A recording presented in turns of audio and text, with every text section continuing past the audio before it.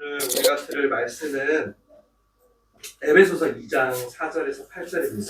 같이 말씀 한 목소리로 읽었으면 좋겠습니다. 보시고요. 말씀 읽겠습니다. 시작. 긍휼이 풍성하신 하나님이 우리를 사랑하신 그 큰 사랑을 인하여 허물로 죽은 우리를 그리스도와 함께 살리셨고 또 함께 일으키사 그리스도 예수 안에서 함께 하늘에 앉히시니 이는 그리스도 예수 안에서 우리에게 자비하심으로써 그 은혜의 지극히 풍성함을 모든 여러 세대에게 나타내려 하심이라. 너희는 그 은혜에 의하여 믿음으로 말미암아 구원을 받았으니 이것은 너희에게서 난 것이 아니요 하나님의 선물이라. 아멘. 제가 잠깐 오늘은 기도하겠습니다. 하나님, 이 시간 하나님의 말씀을 들으려고 온 겁니다. 사람의 말을 들으려고 하는 것이 아닙니다. 성령님 부탁드립니다. 하나님의 말씀이 우리 안에 들어오면 우리 안에 어떤 일이 벌어집니까? 하나님의 말씀이 우리의 마음에 심기면 하나님은 어떻게 되죠? 이 설교의 시간, 짧은 시간입니다. 이 시간을 통해서 한 사람도 소외되지 않고 하나님의 말씀을 받아들임으로 사는 하나님 나라의 역사를 허락하여 주시옵소서. 예수님의 이름으로 기도하옵나이다. 아멘. 저희가 지난주는 오래 참음의 열매를 보았어요. 오래 참음이 십자가 위에서 우리에게 너무나 감사하게도 먼저 나타났습니다. 그래서 우리도 누군가를 위해서 또 그냥 이 세상을 살면서 예수님 때문에 참게 되고 견디게 되고 기다리는 일들이 있는데 우리 힘으로 되게 어려운데 주님의 오래 참음이 우리에게 전이 되어서 우리가 그렇게 감당할 수 있다는 겁니다. 또 누군가를 위해서 나랑 맞지 않는 사람 혹은 좀 불편한 사람, 때로는 너무 연약해서 저 사람과 함께하면 나에게 이득이 전혀 없다고 느껴지는 그 사람에게 우리가 참고 기다릴 수 있는 것은 그 사람이 나의 오래 참음으로 인하여 구원의 기회를 얻을 수 있기 때문이죠. 연약한 자들을 포기하지 않는 그 참을성, 포기하지 않고 사람을 대하는 그 성령의 열매, 여러분에게 맺히시기를 다시 한번 간절히 축원합니다. 축원합니다. 오늘은 5번째입니다. 벌써 5번째네요. 오늘의 주제는 자비입니다. 자비. 꼭 불교 용어 같은데 자비예요. 얼마 전에 우연히 로아랑 어떤 영상을 보다가 북한에 대한 뉴스를 보게 됐어요. 그때 제가 북한에 있는 사람들을 위해서 기도하자는 이제 말을 한 거죠. 로아한테. 지금 군부 독재와 어떤 공산주의에 의해서 어려움을 겪고 있으니까 이들도 샬롬을 누릴 수 있도록 그런 날이 오도록 우리가 그런 길이 열리도록 우리가 기도하자. 하나님 그렇게 해주세요 라고 이제 한 거예요. 그리고 이제 밥을 먹는데 노아가 저에게 이런 질문을 했어요. 아빠 근데 꼭 우리가 북한 사람들을 도와야 돼? 아니 그 사람들 오랫동안 도와줬는데도 아무런 효과도 없었다며. 그러는 거예요. 노력도 안 하고 맨날 무기만 만들고 손만 벌리는데 우리가 왜 꼭 굳이 도와줘야 돼? 라고 질문을 하더라고요. 그때 뭔가 답변을 해줘야 되니까 그때 제가 이제 들려줬던 이야기가 바로 오늘 설교의 주제인 자비의 열매에 대한 이야기였습니다. 과연 하나님이 우리한테 주는 이 자비 이게 뭘까요? 우리가 생각하는 자비랑 뭐가 다를까? 성경에는 이 자비를 원어로 크리스토테스라고 적혀 있어요. 헬라어인데요. 그거를 우리말로 이제 번역을 한 걸 이제 자비라고 번역을 했더라고요. 근데 영어 성경은 보니까 대부분 다 gentleness라고 적혀 있는 게 조금 있긴 하지만 거의 90% 이상이 kindness라고 적혀 있습니다. 자비는 kindness. 우리말로 하면 친절이죠. 물론 우리가 생각하는 어떤 인사 잘하고 상냥하고 잘 웃어주고 하는 그런 친절과는 다르겠지만 어떤 직접적인 행동이 나타난다는 부분에서는 이 친절이라는 말이 저는 자비보다는 조금 더 적합한 해석인 것 같아요. 자비라는 말을 제가 사전을 찾아보니까 사랑하고 가깝게 여긴다라는 의미더라고요. 근데 저는 약간은 자비라는 말이 불교 용어처럼 이렇게 좀 들리는 이유가 좀 너무 추상적이다라는 생각이 들었습니다. 자비가. 성령의 열매는 여러분 절대 추상적일 수 없거든요.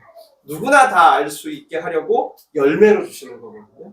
그러니까 또 예수님도 이 친절이 무엇인지 매우 실질적인 행동으로 우리에게 보여줬잖아요. 그래서 자비라는 용어를 저희가 쓰긴 할 건데 그 의미는 좀 친절에 가깝다라는 걸 좀 특히 적극적인 행동에 친절에 가깝다라는 걸 염두에 두면 좋겠습니다. 제가 성경 전체를 보면서 이 자비라는 것을 정의를 한번 내려볼게요. 들어보세요. 자비란 어떠한 대가나 보상을 바라지 않고 도움이 필요한 자에게 베푸는 적극적인 행동입니다. 크게 두 가지죠. 하나는 대가를 바라지 않는다라는 점이 있고요. 또 하나는 구체적인 행동이 들어가 있다. 이 두 가지가 하나님이 우리에게 주시는 자비의 열매라고 생각하시면 됩니다. 여러분이 누군가를 진심으로 긍휼히 여기고 그 사람의 반응과 상관없이 뭔가 내가 그 사람에게 베풀고 하는데 여기에 대해 아무런 대가 없이 하겠다 라고 한다면 성령이 여러분에게 임한 겁니다. 여러분을 통해서 자비의 열매를 맺고 싶으신 것이죠. 그래서 먼저는 그래도 우리 열매가 아니잖아요. 우리 친절, 우리 자비가 아니고 성령의 열매잖아요. 그러니까 하나님 안에 있는 자비를 우리가 좀 알아야 될 것 같아요. 이미 이 얘기는 제가 설교를 많이 했어요. 워낙 너무 많이 나와가지고. 오늘 우리가 찬양도 했고 우리 대표교장께서 기도도 해주셨지만 하나님의 자비하심 이런 얘기가 너무 많죠. 인자와 자비 너무 많아요. 히브리어로는 헤세드라고 쓰여 있습니다. 헬라어로는 아까 말씀드렸죠. 크리스토테스라고 쓰여 있는데 헤세드라고 적혀 있는데 그 뜻을 찾아보니까 어머니의 태와 자궁을 의미하도록 어머니의 태와 자궁. 그래서 지금도 유대인들은 여러분 어머니의 태와 자궁이라는 말을 쓰잖아요. 그러면 바로 이 자비를 떠올리더라고요. 자비를 떠올려요. 어머니가요 자녀에게 그 어떠한 대가도 바라지 않고 그 품을 내어주잖아요. 우리 성형제 화연자매 설교 듣고 있겠네. 어떠한 대가들 바라지 않고 내어주거든요. 외부에는 살을 애는 듯한 추위가 있어도요. 그리고 외부에는 막 먹을 게 없어가지고 너무 극심한 기근에 시달려도요. 심지어 엄마 자신의 몸을 축내서라도 필요한 모든 것을 태에 있는 아이에게 공급합니다. 그래서 하나님의 자비는 우리가 사랑을 받을 어떤 자격이 전혀 없음에도 불구하고 자신을 희생해서까지 온전히 품는 모습이에요. 그걸 하나님의 자비라고 합니다. 그래서 시편에 보면 너무 많이 쓰여 있어요. 그래서 제가 이건 따로 안 찾겠습니다. 왜냐하면 다윗이요 계속 찬양하는, 그래서 우리 요즘 부르는 찬양의 가사에 이게 왜 이렇게 많이 쓰여 있냐면 시편을 그대로 딴 찬양이 많잖아요. 다윗이 쉬지 않고 찬양합니다. 여호와께 찬양하라, 여호와께 감사하라, 내 영혼아 찬양하라, 감사하라. 왜? 그의 자비하심이 영원함이로다. 그의 인자와 자비가 영원함이로다. 계속 나옵니다. 아침 저녁 계속 나옵니다. 왜 그랬을까요? 성경에 쓰여 있는 많은 믿음의 선배들이 이 하나님의 자비라는 걸 경험해 보니까 여기에 대해서 인간이 반응할 수 있는 건 아무리 해도 이 찬양할 수밖에 없다는, 찬양밖에 없더라는 거예요. 이거는 경배밖에 할 수가 없는 거예요. 와, 측량할 수가 없는 거예요. 그래서 시편에 있는 사람들이 전부 다 하나님을 찬양할 때 이 하나님의 인자와 자비하심에 대해서 찬양하죠. 그래서 이 자비하심의 절정이 신약에 와서는 예수님을 통해 나타났습니다. 12의 혈루증 걸린 여인에게 자비를 베풀어 주시고요. 또 누구죠? 너무 많죠. 사마리아에 있는 우물가의 여인에게. 그 다음에 또 베데스다 연못가에 있는 38년 된 나병 환자에게. 소리를 빽빽 질렀던 맹인 바디메오에게. 그리고 수많은 어린아이들에게. 그리고 나무 위에 올라간 키 작은 왕이다 삭개오에게. 그리고 또 수많은 연약한 자들에게 예수님이 자비를 보이셨어요. 여러분, 이건 예수님이 그냥 성격이 좋아서 그냥 성품이 기질이 좀 그런가 보다, 절대 아닙니다. 예수님 불같은 분입니다. 상을 뒤엎고 전갈 채찍을 만들고 검처럼 날카로운 분이에요. 그런데 연약한 이들을 보실 때에는 늘 자비로운 엄마의 태와 같으셨어요. 성경을 조금만 읽어보시면 알 수 있어요. 너무 많이 나오니까요. 그 어떤 경제적, 문화적, 육체적, 종교적, 율법적 어떤 장벽이 있어도 예수님을 막을 수 없었습니다. 모두 다 뚫어내셔서 그 사람을 품습니다. 그리고 이 자비는 이렇게 십자가 위에서 예수님의 죽음으로 완성됩니다. 우리 오늘 읽었던 본문을 다시 한번 보겠습니다. 시작. 긍휼이 풍성하신 하나님이 우리를 사랑하신 큰 사랑을 인하여 허물로 죽은 우리를 그리스도와 함께 살리셨고 또 함께 일으키사 그리스도 예수 안에서 함께 하늘에 앉히시니 이는 그리스도 예수 안에서 우리에게 자비하심으로써 그 은혜의 지극히 풍성함을 오는 여러 세대에 나타내려 하심이라. 너희는 그 은혜에 의하여 믿음으로 말미암아 구원을 받았으니 이것은 너희에게서 난 것이 아니요 하나님의 선물이다. 아멘. 여러분, 결국 하나님의 자비하심이 그 어미의 태처럼 우리를 영원히 품기 위해서 무엇을 선택하셨냐면 십자가에 달리신 것입니다. 그리고 이 자비하심을 우리에게 믿는 모두에게 각각 풍성한 선물로 주셨죠. 도저히 선물을 받을 자격이 없음에도 하나님의 그 크신 사랑으로 베푸셨다고 합니다. 그래서 하나님께 감사하는 것 같아요. 하나님께 감사하다는 고백을 한번 해볼까요? 좀 쑥스럽지만 자기 자신에게, 내 영혼에게 한번 선포하시면서 하나님 감사합니다. 시작. 하나님 감사합니다. 한 번 더 해볼까요? 시작. 하나님 감사합니다. 네, 감사의 이유가 특별히 없어도 우리가 이것으로 감사할 수 있어요. 저는 설교 준비하면서 이 하나님의 자비하심이 없다면 내가 이 자리에 있을 수 있을까 그런 생각을 했어요. 왜냐하면 가끔 그래서 우리가 이 선물을 나는 받을 만해, 나는 선물을 받을 자격이 있어 라고 하는 걸 보면은 굉장히 걱정이 되고 놀라기도 하는 것 같습니다. 이런 거죠. 오히려 가만 놔두면 행복한데 괜히 내 인생에 하나님이 끼어들어가지고 믿게 했으니까 다 책임지라는 거죠. 어떻게 나한테 이럴 수 있냐는 거예요. 내가 얼마나 교회를 나가드렸는데, 내가 얼마나 헌금해드렸는데, 내가 얼마나 찬양팀 봉사를 해드렸는데 어떻게 나한테 이럴 수 있냐. 정말 죽을 수밖에 없는 나를 자비로 품어주셨음에 대한 감사가 아니라 우리는 여전히 우리의 의의가 남아있는 거예요. 그래서 나는 보호받을 자격이 있다는 거죠. 나는 안 힘들 자격이 있다는 거죠. 그럴 권리가 있다는 거죠. 그러면서 하나님의 자비를 당연히 여기는 겁니다.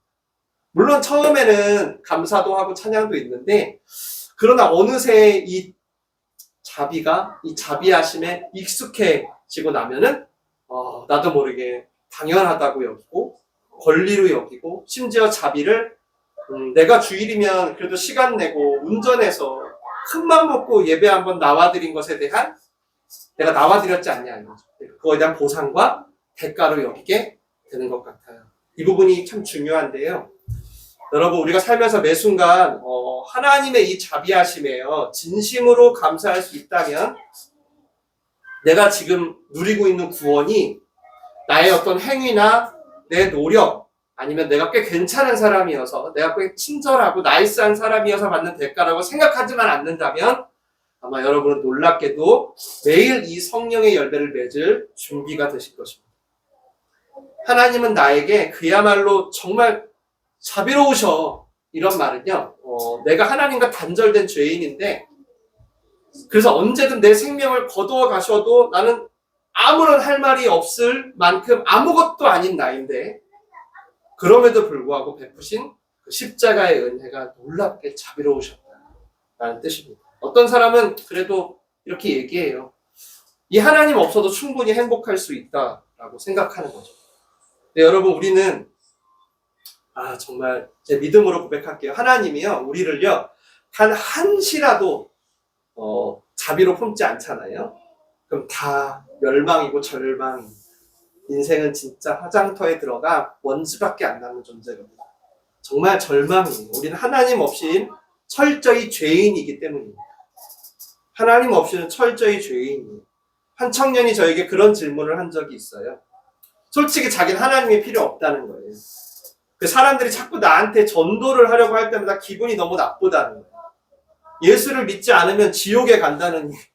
나는 멀쩡히 잘 살고 있는데 갑자기 이러는 거죠. 너 예수 믿어. 싫은데? 그럼 너 지옥 보낸다? 예수 믿으면 천국 보낼게. 이렇게 말하는 거예요. 여러분 예수 믿으면 천국 가고 예수 안 믿으면 지옥 간다는 얘기 많이 들어보셨죠? 저도 많이 들어봤습니다. 영동 성당에서도 들어봤지만 늘 많이 들었던 것 같아요. 예수천국 불신주. 여러분 이 의미가 뭘까요? 이 말의 의미가 뭐예요? 단지 예수를 믿지 않아서 하나님이 지옥을 보낸다는 얘기인가요? 그렇지 않죠. 너가 지옥에 가는 건 너가 믿냐 안 믿냐 하는 게 아니라 바로 너의 죄 때문이라고 말씀하시죠. 죄 때문이야. 근데 그 죄로 인하여 죽을 수밖에 없는 너에게 하나님의 은혜를 베푸사 구원의 길을 열어주셨다면 그건 오직 하나님의 자비하심 때문이라는 것입니다. 만약에 불치병이 걸린 환자에게 신약이 개발돼서 이 신약을 먹지 않으면 당신 죽는다라고 하면 그 말의 의미는 여러분 멀쩡한 사람이 약을 안 먹었다고 죽는 게 아니잖아요. 맞죠? 이미 죽어가고 있는 거죠. 그를 죽게 만든 근본 원인은 약을 안 먹어서가 아니잖아요. 뭐죠? 그 불치병이죠. 불치병 때문인 거예요. 즉 예수를 안 믿었기 때문에 지옥에 가는 게 아니라 예수를 안 믿어서 구원의 기회를 놓친 건 맞아요. 그러나 지옥은 죄인이기 때문에 가는 거예요. 죄인이기 때문에. 그래서 그 죄로 인하여 죽을 수밖에 없는 우리를 불쌍히 여기신 거죠. 그렇게 하지 않아도 되는데 친히 자비를 베풀어서 구원의 길을 열어주셨다면 우리는 그거를 늘 기억해야 되는 거예요. 그걸 기억하는 게 너무 중요해요. 내가 얼마나 심각한 불치병에 걸렸었는지를 기억해야 돼요. 그리고서 날 찾아오신 하나님의 자비가 얼마나 놀라운지. 이걸 모르면 하나님의 자비뿐만이 아니죠. 여태까지 사랑과 희락과 화평과 오래참 다 마찬가지. 이게 다 오히려 강요로 느껴지고 폭력으로 느껴질 수 있어요. 왜죠? 그 약을 먹으면 살 수 있는 너무나 큰 호의와 친절임에도 그게 강요로 보이는 이유가 뭐죠? 나는 괜찮다는 거예요. 나는 불치병 아니라는 거예요. 나는 아무 문제 없다는 거예요. 그렇게 생각하기 때문입니다. 그래서 정말 우리가 성령의 열매를 맺으려면 나의 노력이 아닌 하나님의 전의로 내 삶에 정말 하나님 살아계시구나를 경험하고 싶다면 무엇보다 하나님이 베풀어 주신 이 은혜와 자비에 진심으로 감사할 수 있어요. 진심으로.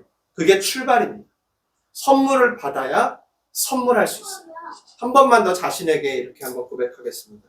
하나님 감사합니다. 시작. 하나님 감사합니다. 한 번 더 기회 드릴게요. 하나님 감사합니다.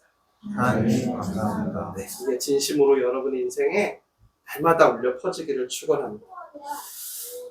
인간도 그런데 이 오죽할까요? 선물 받아야 선물할 수 있어요. 여러분 선물 받은 자의 삶을 모르면 다른 사람에게 아무리 젠틀해도요, 아무리 나이스해도 그건 선물이 아니라 아마 뇌물이 되어버릴 겁니다. 목적이 있는 선물이죠. 그래서 자비의 열매를 맺기 전에 먼저 내가 얼마나 불치병이었는지, 그런 나를 살리신 하나님의 인자와 자비가 무엇인지 꼭 새기시면 좋겠어요. 그래서 선물하는 자의 삶으로 나아가셨으면 좋겠어요. 선물 받은 사람들은 선물하는 게 여러분 굉장히 자연스러워집니다. 제가 플로잉데이 때 늘 얘기하죠. 선물 받는 사람은 하는 게 자연스러워져요. 마태복음 20 몇 장이죠? 25장에 보면요.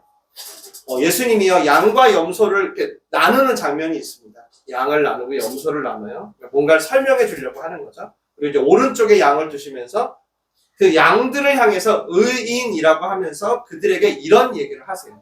같이 한번 읽어볼게요. 시작. 내가 줄일 때 너희가 먹을 것을 주었고, 목마를 때 마시게 하였고, 나그네 되었을 때 영접하였고, 헐벗을 때 옷을 입혔고, 병들었을 때 돌보았고, 옥에 갇혔을 때 와서 보았느니라. 아멘. 이때 사람들이 이제 이 얘기를 듣습니다. 그리고 예수님께 뭐라고 반문하냐면요. 아니 예수님, 우리가 언제 예수님께 먹을 걸 갖다 드렸고, 언제 우리가 예수님께 마실 걸 갖다 드렸고, 아니 언제 예수님께 옷을 입혀드렸고, 언제 그랬습니까? 우리 그런 적 없는데요? 그랬더니 예수님이 뭐라 그러시죠? 이렇게 말씀하십니다. 야, 니들이 지극히 작은 자 하나에게 자연스럽게 했던 것들 있지? 그거 있지? 그거 다 나한테 한 거야 라고 말씀하십니다. 이들은 몰랐던 거예요. 그죠? 성령이 이끄는 대로 선물 받은 대로 선물하며 살았는데 이들이 뭐 지극히 연약한 자들에게 대가를 바랬을까요? 아니면 막 이런 자들 막 집중 공략해서 찾아다녔을까요? 그렇지 않죠. 그냥 늘 주위에 있던 거예요. 늘 주위에, 근처에. 그러면서 예수님이 이들에게 마지막으로 말씀하세요. 마지막 절에 너희 의인들은 영생에 들어가리라. 즉 영생, 영원한 생명의 삶은 좀 더 쉽게, 즉 천국은 자비를 선물하는 자들의 삶이라는 거예요. 그래서 잠언 11장에도 보면 이런 예가 있어요. 제가 읽어드릴게요. 자비한 자는 자기의 영혼을 이롭게 하고 잔인한 자는 자기 몸을 해롭게 하느니라. 그러니까 자비한 자는 결국 누구에게 유익이 되냐면 나에게, 자기에게 유익이 된다는 거예요. 그것도 영원히. 왜죠? 아까 주님께 먹을 걸 드리는 천국의 일을 이 땅에서부터 하면서 살았던 거예요. 반대로 자비를 모른 척하거나 선물이 아닌 뇌물을 쓰는 자는 자기 몸을 해롭게 할 거라는 것입니다. 그래서 제가 두 번째로 이 하나님의 자비가 절대 뇌물이 아니라 대가를 바라지 않는 선물이라는 걸 조금 더 여러분에게 말씀드리고 싶어요. 제가 이 부분은 어떤 구절을 말씀드리면 좋을까 하다가 정말 성경에 너무 짧게 나온 분이거든요. 자매님이세요. 이름은 다비다라고 해요. 이름이 좀 재밌죠? 다비다. 사도행전에 나오는데 이 인물을 한번 읽어보고 싶어요. 같이 한번 읽어보겠습니다. 시작! 요파에 다비다라는 여제자가 있으니 그 이름을 번역하면 도르가라. 선행과 구제하는 일이 심히 많더니 그때에 병들어 죽음에 시체를 씻어 다락에 누이니라. 룻다가 요바에서 가까운지라 제자들이 베드로가 거기 있음을 듣고 두 사람을 보내어 시체 말고 와달라고 간청하여 베드로가 일어나 그들과 함께 가서 이르매 그들이 데리고 다락방에 올라가니 모든 과부가 베드로 곁에 서서 울며 도르가가 그들과 함께 있을 때 지은 속옷과 겉옷을 다 내보이거늘. 아멘. 다비다라는 여제자가 예수님 믿는 자매가 있었어요. 번역하면 도르가래요. 이름이 참 재밌죠. 이 자매가 어떤 특징이 있었냐면 선행과 구제가 심히 많았나 봐요. 그게 이 사람의 별명이에요. 그 레위인 요셉 있잖아요. 레위 사람 요셉이 하도 사람들을 착하게 잘 섬기니까 그래서 그 사람의 이름을 별명을 바나바라고 지었던 거랑 똑같아요. 바나바처럼 이 사람도 별명인 거예요. 사람들은 그녀가 죽은 게 너무 안타까웠어요. 그래서 베드로를 청합니다. 베드로를 청해서 하나님이 도와주시기를 기도해달라고 요청해요. 근데 놀랍게도 오늘 제가 읽진 않았지만 어떻게 되냐면 베드로가 기도하자 그 죽음이 취소되는, 다시 살아나는 일이 벌어집니다. 이런 일은 천국의 일이잖아요. 하나님 나라의 일이잖아요. 여러분 자비는 제가 아까 말씀드렸죠. 천국을 연습하는 거예요. 그러니까 정말 자비는 오죽하면 예수님이 너희 주위의 가장 작은 자에게 대한 게 나한테 대한 거라고 하셨겠어요. 이거는 정말 천국의 일인 거예요. 여러분 자비는 정말 이 땅의 사건이 아니에요. 여러분이 천국을 끌어들이는 일이에요. 영원한 생명의 일이에요. 여러분 여기 꼭 참여하시길 바랍니다. 참여하시길 바래요. 네. 그냥 왠지 대기권과 성취권 사이에 어딘가 있을 만한 공간으로 천국을 생각하지 마세요. 그런 건 미디어가 만들어낸 잘못된 얘기예요. 진리가 아니에요. 그래서 내가 막 잘 살아야지 천국 갈 것 같고 못 살면 지옥 절대 그렇지 않아요. 천국은 하나님이 함께 하시는 곳이 천국이에요. 지금도 헬 조선이 아니라 헬 조선이 아니라 천국이 될 수 있는 거죠. 그 방법인 것입니다. 그래서 너무 안타까웠어요. 근데 놀라운 거는 뭐냐면 그래서 이제 너무 안타까워서 이들이 기도했더니 이 다비다가 살아난 겁니다. 살아난 거예요. 근데 우리가 주목해보고 싶은 건 이 다비다가 그 자비를 베푼 대상이 누구냐는 거예요. 대상이 누구라고 하죠? 바로 지극히 작은 자 과부입니다. 당시 과부와 고아가 투톱입니다. 왜 이렇게 늘 예수님이 이 둘 카테고리를 묶어서 예수님이 말씀하시냐면 이유가 있어요. 이 과부와 고아가 투톱인데요. 첫 번째, 경제적인 능력이 전혀 없는 투톱입니다. 투톱이고요.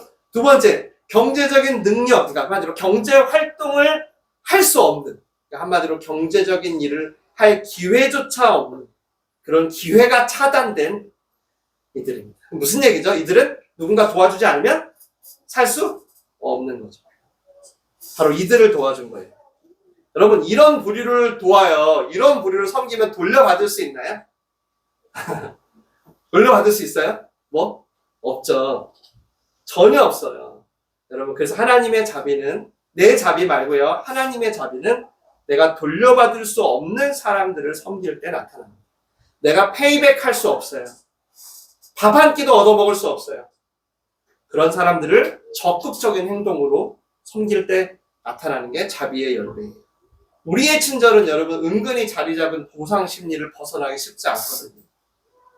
인간은 가만히 두면 자꾸 뇌물을 만듭니다.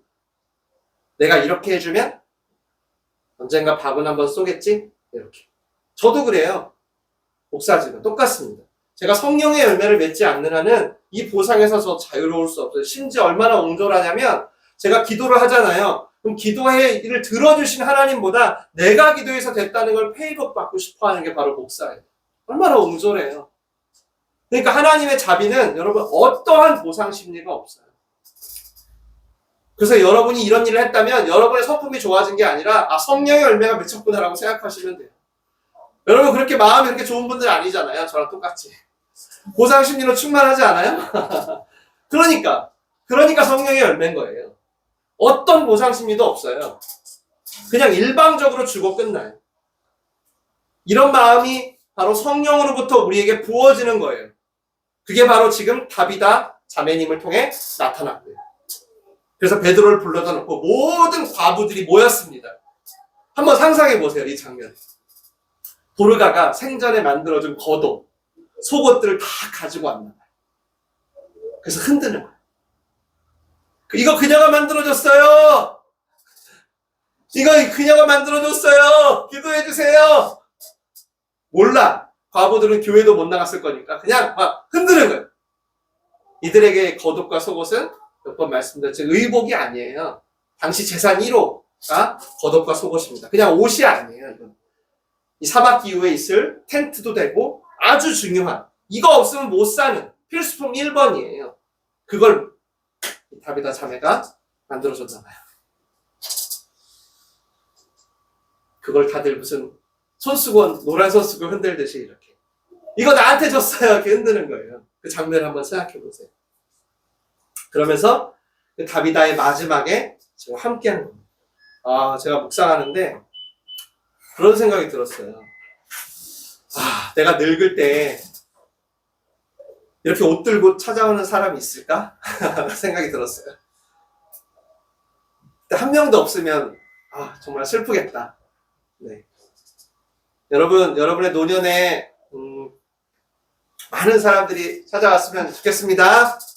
네, 그때 너무 고마웠다고, 당신 때문에 살았다고, 당신의 자비가 나를 예수께로 인도해서 지금의 내가 있다고, 그렇게 단순히 이 땅에서 그냥 선행, 페이백 받으려는 어떤 그런 친절이 아니라 여러분의 친절을 천국의 선물로 기억하는 사람들이 많았으면 좋겠어요. 진심으로 축원합니다. 축원합니다. 네, 그게 바로 자비의 열매예요. 자비의 열매. 유명한 본문 하나만 더 볼게요. 이건 읽지 않고 말씀드릴게요. 너무 유명하거든요. 선한 사마리아인의 비유.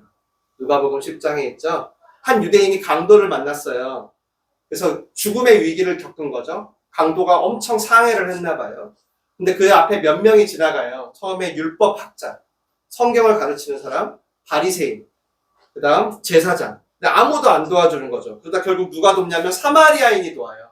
그래서 사마리아인의 비유인데, 그 얘기를 예수님이 이렇게 하시면서 자비가 뭔지를 제자들에게 그리고 바리새인들에게 지금 설명해 주시는 장면이에요.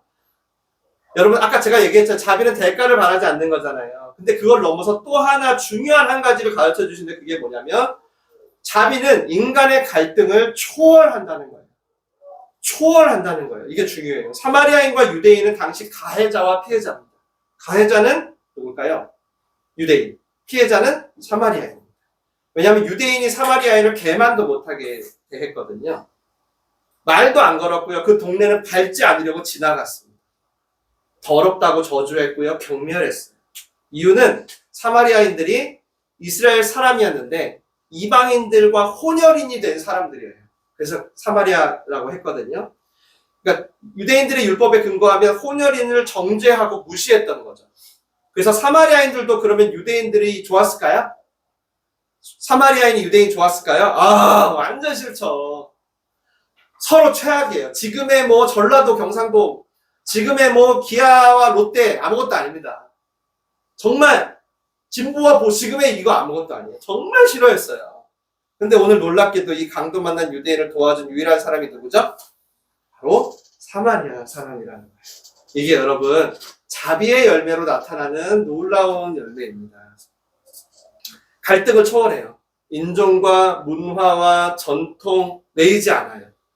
자비는 내가 좋아하는 사람을 도와주는 게 아니에요. 내가 좋아하는 사람만 도와주는 게 아니에요. 원수도 도와줄 수 있는 게 자비의 열매예요. 우리는 물론 이제 보통 골라서 자비를 베풀죠. 옹졸해서. 그러나 성령의 열매를 받으면 성령님은 이런 거 보지고 따지지도 않으세요. 무조건 어떤 조건, 뭐 상황 이런 거 없어요. 어떤 갈등 괜찮아요. 그걸 넘어서 친절을 베풀 수 있는 게 자비의 열매예요. 그것이 표현된 것이 지금 사마리아인입니다. 이 초월은 또 나타나요. 지금 지나가는 길이잖아요. 사마리아인이 자기 지금 계획이 있단 말이에요. 스케줄이 있어요. 지나가는 길인데 여러분 자기가 자기 스케줄을 다 바꿔가지고 알지도 못하는 타인에게 내 시간과 에너지와 내 돈을 쓴다? 여러분 이게 가능할까요? 성령의 열매가 아니고선 불가능합니다. 특히 저 같은 성격은 더 어렵습니다. 왜냐하면 저는 굉장히 계획적인 사람이거든요. 미리 계획하고 움직여야 굉장히 편한 거죠. 그 루틴이 흔들리면 되게 불안해지거든요. 그래서 제가 특히 힘든 게 갑작스러운 약속들, 갑작스러운 부탁들. 근데 이건 제가 고쳐야 돼요. 많이 고쳤는데 더 잘 고칠게요, 여러분. 왜냐하면 목회를 하다 보면 거의 99.9%가 갑작스러운 연락들이거든요. 그리고 지금 오늘 이 강도 만난 사람도 완전히 갑작스러운 사건이잖아요. 사마리아인은 자기의 모든 스케줄을 내려놓습니다. 자기의 모든 아젠다를 내려놓습니다. 모든 자기의 우선순위를 내려놓습니다. 그리고 이 강도 만난 사람을 자신의 우선순위로 선택해요. 이런 우선순위의 초월은 자비의 열매로 나오는 거구나라는 걸 제가 알게 됐어요. 이걸 설교 준비하면서. 솔직히 율법사, 제사장, 바리새인들 다 목사들이거든요. 요즘으로 따지면 목사들, 장로들, 집사들인데 그들이 편했을까요? 불편하죠. 불편했을 거예요. 근데 그들은 바빴던 거예요. 바빴어요. 그 자기의 바쁨을 포기할 수가 없었어요. 근데 사마리아인은 그걸 다 포기하고 강도 만난 자를 성경에 보면 주막까지 데리고 갑니다. 그래서 상처를 치료해주고 실제적인 희생의 행동을 해요. 그 사람의 필요에 꼭 맞는 행동을 합니다. 이게 제가 아까 말씀 못 드렸는데 이 자비의 원어 크리스토테스라고 하는 이 말에는 그 사람의 필요에 꼭 맞게라는 뜻이 또 있어요. 그 사람의 필요에 꼭 맞게. 자비의 열매가 맺힐 때의 특징이에요.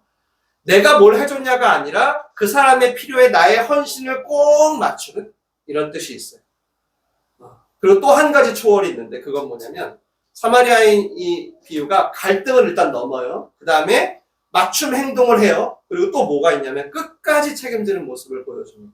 이 강도 만난 유대인을 끝까지 도울 수 있게 어떤 행동을 하냐면 자기 수중의 돈을 주막에 맡겨요.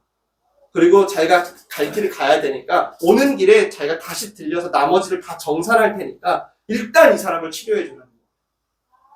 그리고 자기가 잘 지내는지 다시 한번 오겠다는 거죠. 예수님이 이 설명을 하시면서 하나님의 자비를 말씀하세요. 갈등을 한 번 넘고 끝이 아니라 끝까지 책임지는 모습이라는 거예요. 모든 끝을 초월하죠. 그래서 자비는 영생의 삶인가 봐요. 정말. 왜냐하면 다들 시작은 잘하잖아요, 우리도. 시작은 그래도 나쁘지 않잖아요, 모든 관계가. 근데 어때요? 끝까지 못 가죠. 할 만큼 했으니까. 끝을 자기가 정하잖아요. 어떤 선한 일. 처음에는 뭐 그럴듯하지만 유지하기 어려운데 그걸 넘는 어떻게 보면 그 끝을 초월하는 게 성령의 열매라는 말씀을 정리하겠습니다. 여러분 자비는 그냥 어떤 젠틀한 사람이 보여주는 어떤 친절한 행동 그런 모습이 아니에요. 전혀 받을 만한 조건이 없음에도 어마어마한 선물을 받은 그리스도인이 마땅히 동일한 조건의 사람들에게 내가 받았듯이 베푸는 친절입니다. 물론 때로는 부담이 돼요. 왜냐하면 아까 로아가 저한테 얘기했듯이 종종 내가 왜 그 사람에게 줘야 돼? 라고 하거든요. 왜 나만 친절해야 돼? 제가 나한테 한 게 뭔데? 정말 곰곰이 계산을 해보면요, 저도. 나에게 해준 게 없어요, 사람들이. 밥 한 번 산 적 없고요. 도움은커녕 인사도 안 해요. 근데 내가 왜 그 사람을 찾아가서 먼저 인사해야 되냐는 거죠. 그 사람은 내가 힘들 때 코빼기도 안 비쳐요.